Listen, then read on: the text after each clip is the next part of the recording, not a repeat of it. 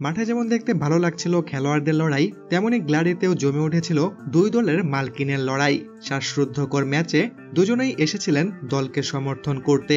Sunrisers Hyderabad এবং পাঞ্জাব কিংসের এই ম্যাচটা নিঃসন্দেহে 2025 IPL এর এখন পর্যন্ত সেরা একটি ম্যাচ। দেখে মনে হচ্ছিল এটা যেন কোনো ম্যাচের হাইলাইট চলছে।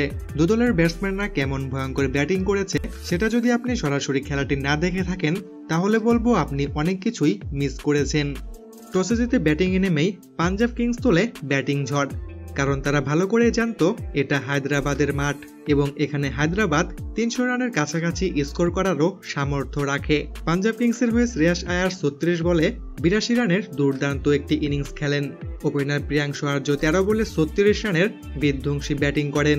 শেষ দিকে মার্কাস স্টোনিসের 309 স্ট্রাইক রেটে ব্যাটিং পাঞ্জাব কিংসকে 245 রানের মতো বড় স্কোর করতে সাহায্য করে। টার্গেটটা হয় 246 রানের। 245 রান চেজ করে জেতার জন্য হিউজ একটা টার্গেট হলেও এ ম্যাচে হায়দ্রাবাদের জন্য এই টার্গেটটা ছিল হাতের ময়লা। তার মধ্যে আবার অভিষেক শর্মাকে দুইবার জীবন দিয়ে পাঞ্জাব কিংস নিজেরাই খাল কেটে কুমির এনেছে। মাত্র 40 বলে সেঞ্চুরি করেন এই ওপেনার। এরপর পকেট থেকে একটি চিরকুট বের করে উঁচু করে ধরেন, তাতে লেখা ছিল এইটা অরেঞ্জ আর্মির জন্য। শেষ পর্যন্ত তার ব্যাট থামে 55 বলে 141 রানে। আরেক ব্যাটসম্যান ট্রাভিস হেডের প্রশংসাও না করলেই নয়। অভিষেক শর্মার সাথে পার্টনারশিপ গড়ে তিনিও 37 বলে 66 রানের ইনিংস খেলেন।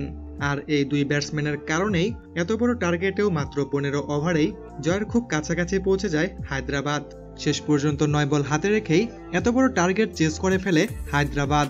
পাঞ্জাব কিংসের ব্যাটিং ইনিংসে প্রীতি জিন্তাকে হাস্যোজ্জ্বল দেখালেও হায়দ্রাবাদের এমন ইনিংস দেখার পর তিনি যেন রীতিমতোই থমকে যান। শেষ হাসি ফোটে হায়দ্রাবাদের মালকিন কাব্য মারানের মুখেই।